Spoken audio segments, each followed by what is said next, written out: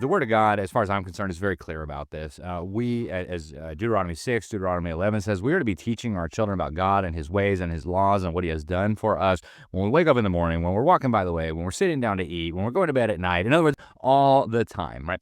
So it has been an incredible honor and privilege to have that responsibility imposed on us by God and to do our best to fulfill that responsibility. So I would say the first and most important reason is that I believe God has called us to.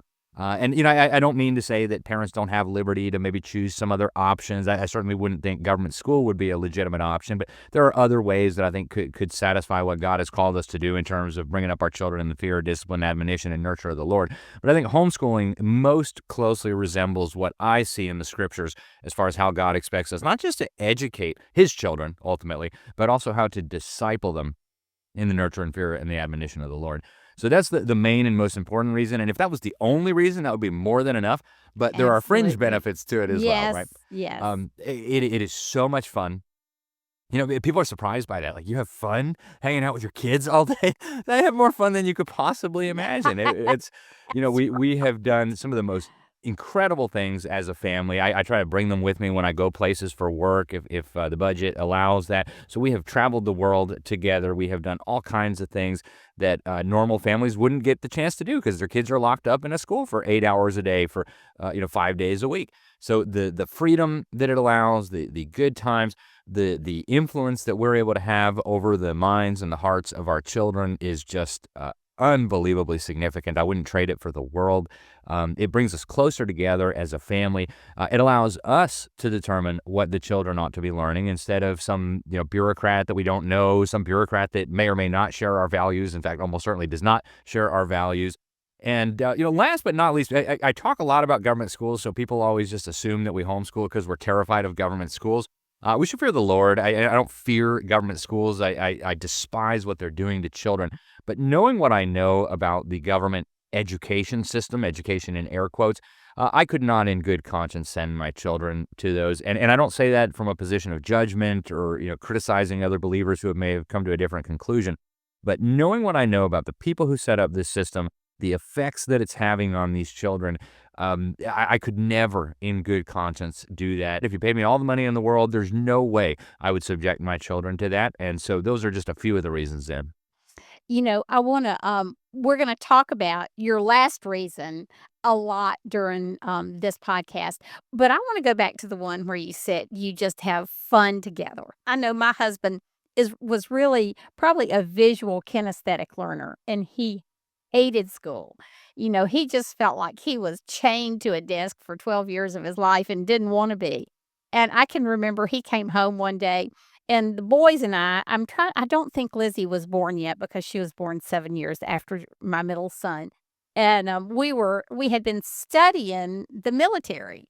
So he said, "What are y'all doing?" I said, "Well, I just decided we're going to Fort Jackson. We have a big army base here. We're gonna go walk around. We're gonna see if we can have a tour. We are going to watch the soldiers march, and then we're gonna come back home and talk about the military." And Joe said, "In my best dream, I would come back as a homeschooled boy."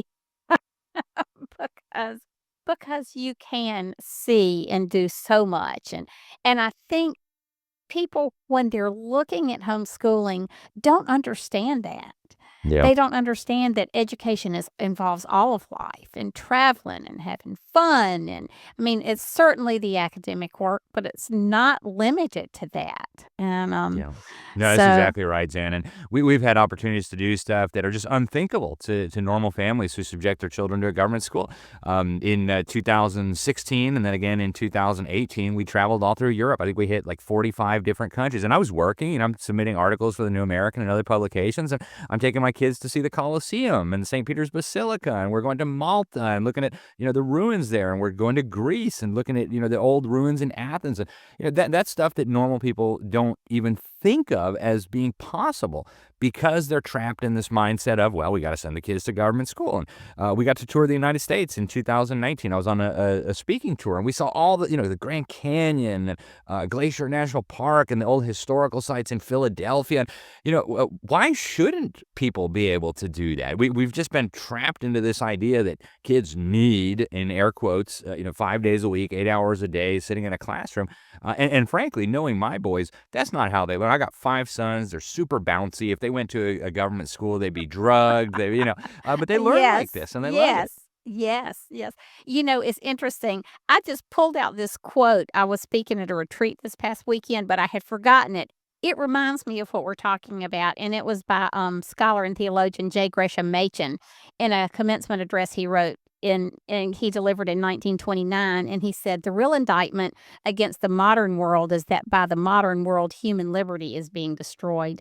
Liberty in present-day education is regarded as entirely out of date, and standardization has taken its place." Yep. And, So true.